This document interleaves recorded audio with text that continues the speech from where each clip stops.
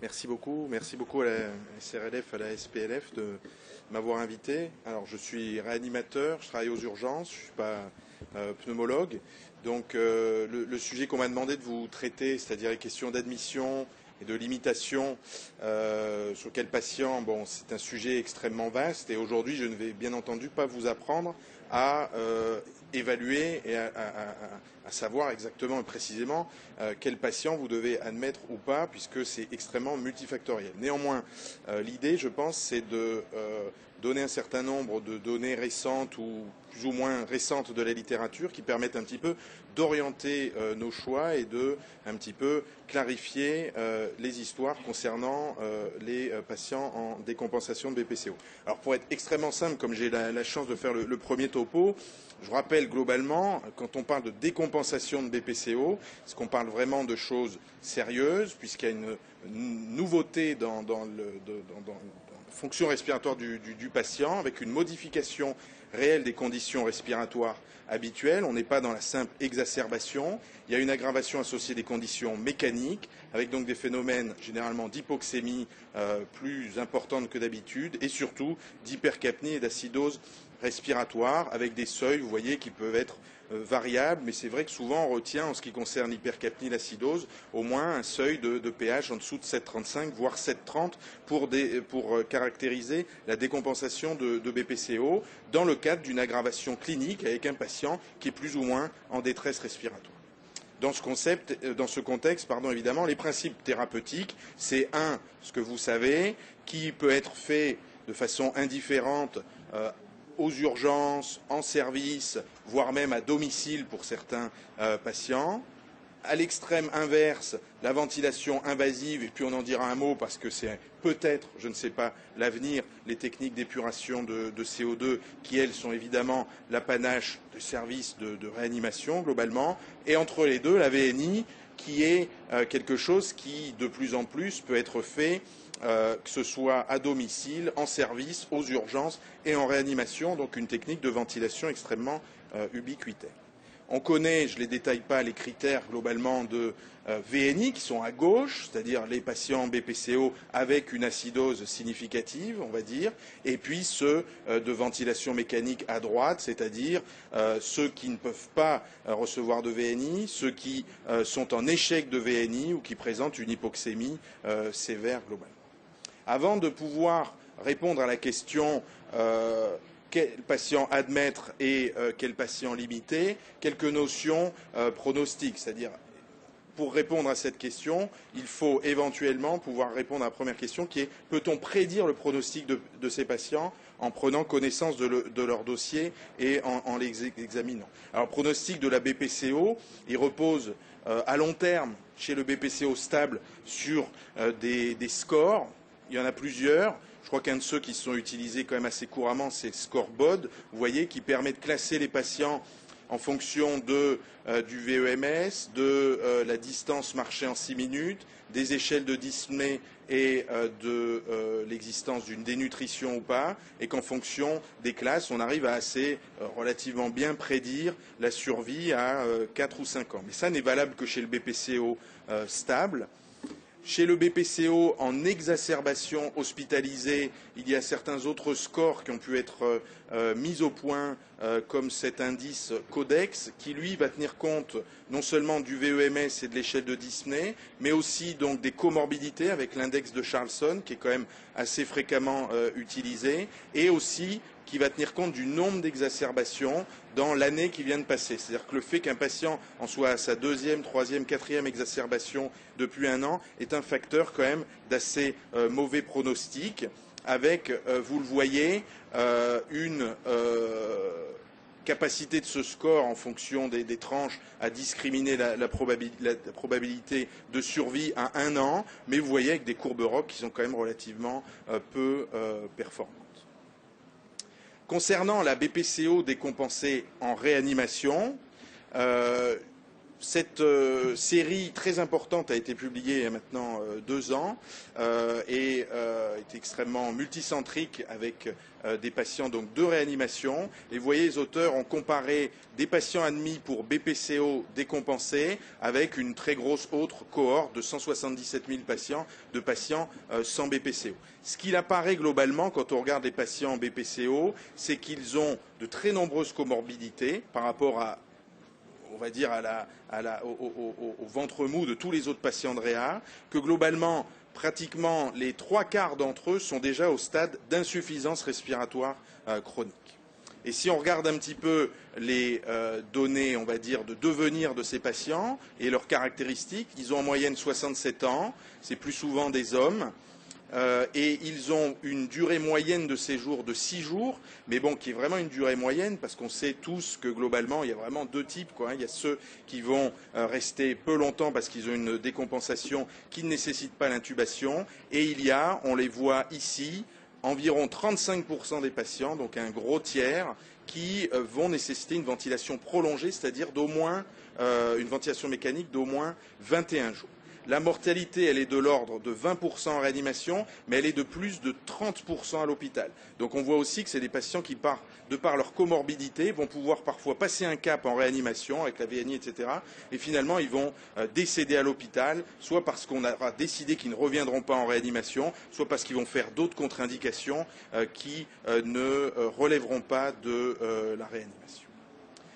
Quand on veut prescrire la mortalité à court terme de patients admis en réanimation, vous voyez donc des patients ici admis donc par les urgences, leur mortalité à 2 mois de patients admis en réanimation, on voit qu'il y a un certain nombre de facteurs qui sont prédictifs, l'âge, mais qui devient très significatif, vous voyez, lorsqu'il est au-dessus de 85 ans, donc c'est vrai que là ça devient quand même assez extrême pour prédire fiablement la mortalité, l'existence d'une oxygénothérapie de longue durée ou d'une VNI à la maison, et puis des critères cliniques, vous voyez, qui ressortent assez fréquemment dans les études, c'est la profondeur du coma à l'admission, c'est un assez bon critère, et l'existence globalement d'une détresse respiratoire, donc des critères cliniques simples à l'admission qui peuvent permettre d'évaluer quand même la sévérité du patient à son admission et donc sa probabilité de mourir dans les 2 mois qui suivent son admission en réanimation. Concernant la BPCO décompensée à long terme, je n'ai pas trouvé grand-chose. Globalement, cette série de 253 patients admis pour une première VNI après une décompensation de BPCO, ils ont été suivis sur 5 ans et vous voyez globalement, les résultats sont quand même pas très bons. Il y a 50% de mortalité à 1 an et demi et globalement il y a 25% de survie à 5 ans. Donc le fait de rentrer dans la BPCO décompensée est quand même quelque chose qui affecte manifestement de façon importante le pronostic à moyen et long terme. Une fois qu'on sait ça, comment intégrer cela dans notre stratégie ? De façon globale, si on élargit au-delà du BPCO, il y a de nombreux facteurs qui interviennent dans la décision de refus et d'admission en réanimation. L'existence et la sévérité d'une pathologie aiguë, donc là c'est le cas, et bien entendu, il va falloir être certain que la décompensation de BPCO est vraiment réelle et qu'il n'y a pas des facteurs concomitants qui peuvent être traités sans qu'on ait besoin d'une ventilation non invasive ou invasive. Il faut savoir que dans les motifs de refus de réanimation, 20 à 60% des non-admissions sont liées au fait que les patients ne sont jugés pas assez graves et au contraire, dans 40% des cas globalement, enfin 30 à 40% des cas, ils sont jugés trop graves. Et donc pour les BPCO, ça n'échappe pas à la règle, il y a les deux, il y a des patients qui ne vont pas être pris parce qu'ils sont considérés comme n'étant pas assez graves. Et un des inconvénients là-dedans, je pense, c'est que la VNI vient un petit peu nous gêner notre jugement dans la mesure où on met parfois dès les urgences, une VNI en place qui va donc améliorer le patient et qui va montrer le patient au réanimateur comme étant un patient peut-être pas assez grave finalement grâce à cette VNI s'il pense que cette VNI peut être faite ailleurs. Il y a les antécédents, les comorbidités, il y a les chances de guérison de la pathologie aiguë, ça c'est de l'ordre de votre évaluation. Et puis il y a surtout 2 choses très importantes dont on a parlé un petit peu dans les données sur le pronostic, c'est-à-dire la qualité de vie ultérieure. Est-ce qu'on peut prédire une qualité de vie ultérieure significativement bonne chez un patient qui en est à sa 5e décompensation ou exacerbation de l'année et qui passe sa vie à l'hôpital, et puis surtout évidemment la vie du patient et ou de sa famille.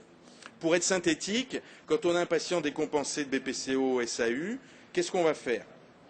À partir du moment où on a posé le diagnostic des compensations, le patient relève théoriquement de la VNI. La première question qu'on se pose, c'est est-ce que cette VNI est faisable au SAU? Si elle ne l'est pas, on va se poser la question, à ce premier étage, d'une admission ou pas en réanimation. Si elle est faisable, le plus souvent, on va la faire en salle d'accueil d'urgence vitale, on est d'accord, mais on va la faire. Si c'est un échec, on va se poser la question de l'admission en réanimation. Si elle est efficace, on va se poser la question d'après, c'est-à-dire est-ce qu'elle est faisable en service, et ça va considérablement dépendre des hôpitaux et des pratiques. Si oui, le patient va peut-être éventuellement aller en service, sinon le patient, encore une fois, on va se poser la question de l'admission en réanimation. Et donc vous voyez, cette admission en réanimation, on peut se la poser à plusieurs niveaux de la prise en charge, et ça complexifie beaucoup les choses, je pense, chez les patients BPC. Première étape, si le patient n'a pas de VNI faisable au SAU, est-ce qu'on va l'admettre ou pas en réanimation? C'est très multifactoriel, comme je vous disais au début, je ne vais pas vous apprendre évidemment à trier et à admettre un patient en réanimation. Les options, c'est 1. Faut-il l'admettre? Oui, non. Si oui, avec des conditions ou pas, c'est-à-dire est-ce que le patient n'a pas de limitation a priori, on le prend pour une ventilation non invasive ou invasive, ou est-ce qu'on le prend d'emblée seulement pour faire de la VNI? Sachant que ça, c'est très difficile à prendre comme décision initialement. D'une part, est-ce qu'on a les outils vraiment et tous les éléments du dossier pour le faire? Et puis surtout, est-ce que le patient est sensibilisé? Est-ce qu'il va comprendre quand on va lui poser la question, monsieur, est-ce que vous voulez aller en réanimation ou pas? Monsieur, est-ce que vous voulez être intubé ou pas? D'ailleurs, regardez la question est pertinente d'emblée, puisque déjà dans les données de l'étude la TAREA, vous savez qu'il y avait comparé il y a une quinzaine d'années des groupes de patients avec ou sans décision de limitation thérapeutique en réanimation, ce n'était pas aux urgences. Dans cette étude, l'insuffisance respiratoire chronique arrivait en première position des pathologies chroniques, représentant 20% du groupe des patients faisant l'objet d'une limitation thérapeutique. Donc les limitations thérapeutiques sont fréquemment quand même réalisées chez les patients BPCO et insuffisants respiratoires chroniques.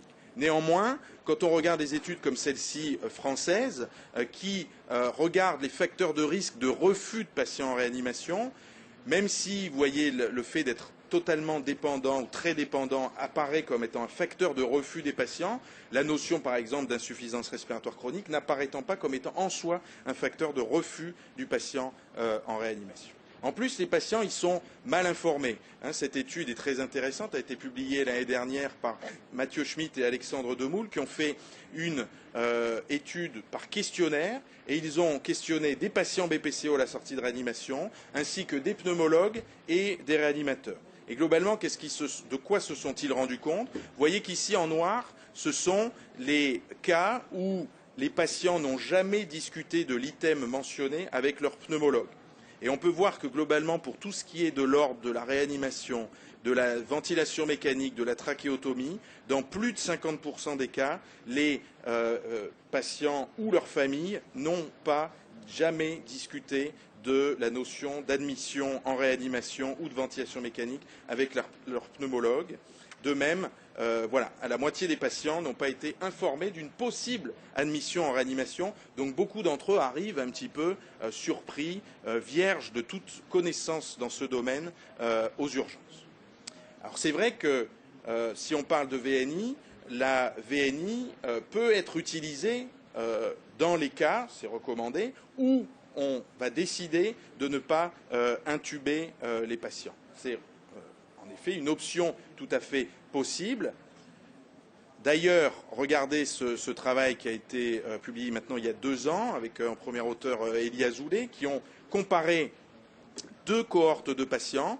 Donc il s'agit de patients traités par ventilation non invasive, soit sans limitation pour la ventilation invasive, soit avec d'emblée une décision qui ne serait pas intubée.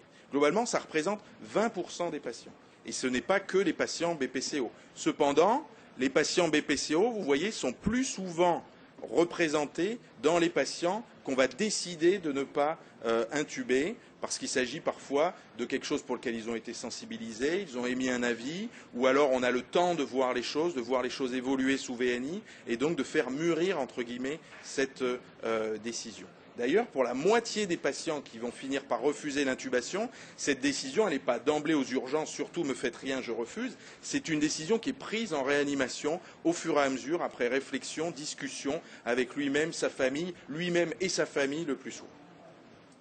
Vous voyez, ce qu'il apparaît, c'est que quand on compare les patients qui n'ont pas eu de limitation pour la ventilation et ceux chez qui on a décidé de ne pas les intuber, eh bien, on voit que dans le groupe des insuffisances respiratoires chroniques notamment, il y a une plus forte mortalité si on n'a pas décidé de les intuber. Mais néanmoins, vous voyez, si on compare les 4 colonnes grises foncées, ceux pour lesquels la mortalité sera la plus faible alors qu'ils ont refusé l'intubation, ce sont les IRCO.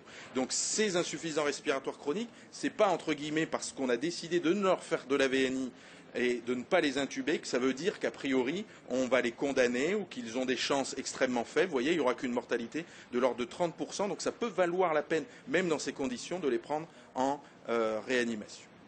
Deuxième étape, si la VNI est faite aux urgences, est-ce que c'est une bonne idée, est-ce que ce n'est pas une bonne idée? Ça dépend considérablement, bien entendu, des organisations locales. Tout ce qu'on sait, là encore une fois, dans une enquête très récemment publiée par Alexandre Demoule, c'est une enquête en fait répétitive. Vous voyez, ils ont refait la même chose en 97, 2002 et 2010, 2011, en incluant de façon multicentrique dans différents pays francophones, sur une période d'1 mois, tous les patients nécessitant une VNI ou une intubation. Et globalement, ce qu'on voit, parmi d'autres critères, c'est que la VNI faite avant la réanimation est quelque chose en forte augmentation. Elle concerne 10% des patients. C'est quand même pas négligeable. C'est-à-dire la VNI en service, la VNI aux urgences. Il y a des critères lorsqu'on va réaliser cette VNI aux urgences qui seront des critères d'échec de VNI. C'est-à-dire on va faire une première séance de VNI, 1 heure, 12 heures, 1 heure, 2 heures, pardon. À partir de cette séance et de ces résultats, comment va-t-on juger de l'efficacité de la VNI? Il y a un certain nombre de critères, vous voyez, qui peuvent être utilisés, soit à l'admission, soit après 2 heures de ventilation non invasive. Et vous voyez, j'en ressors un critère quand même très important, je pense, pour notre pratique clinique, qui est la persistance d'une acidose sévère. C'est-à-dire un patient qu'on met sous VNI qui a moins de 7,30 de pH et dont le pH reste en dessous de 7,30 après 2 heures de VNI, c'est un patient pour lequel il va vraiment falloir se poser la question de l'admission rapide en réanimation.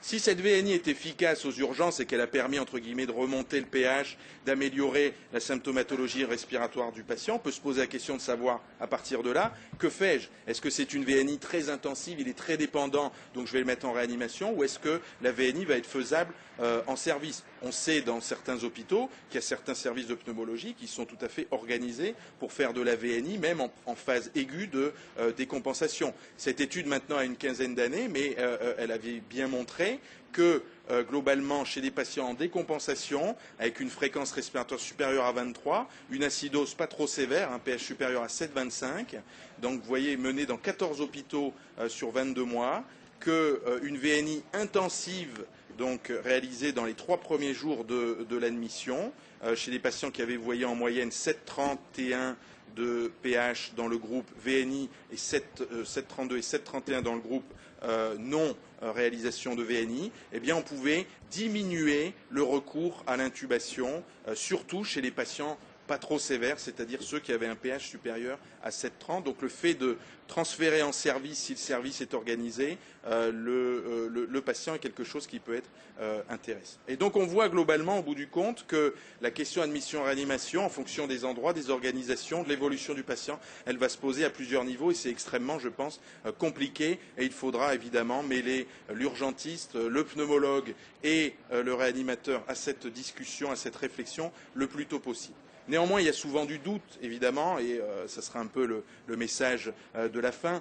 Il faut savoir globalement que les 85% d'entre nous admettent des patients sans être convaincus de l'utilité. Il n'y a pas de honte à admettre un patient sans être persuadé qu'on pourra lui faire quelque chose d'utile. Les principales raisons, c'est le doute, le fait qu'on n'a pas le temps, on est dans l'urgence de réfléchir pour les limitations thérapeutiques. Et donc, même chez le BPCO, bien entendu, la notion de réanimation d'attente se conçoit, c'est-à-dire la notion, si on peut, parce qu'on a suffisamment de lits de réanimation, d'avoir une politique d'admission large en réanimation, avec une réévaluation après 3 jours qui permet de réfléchir, d'avoir un bénéfice pour l'entourage, d'éviter les refus stricts de patients, tout en privilégiant peut-être justement la notion de on va se donner un petit peu de temps versus la notion de c'est la première fois, donc on va essayer en quelque sorte de faire quelque chose pour lui. En 30 secondes, je finirai par peut-être parler de quelque chose qui va être l'avenir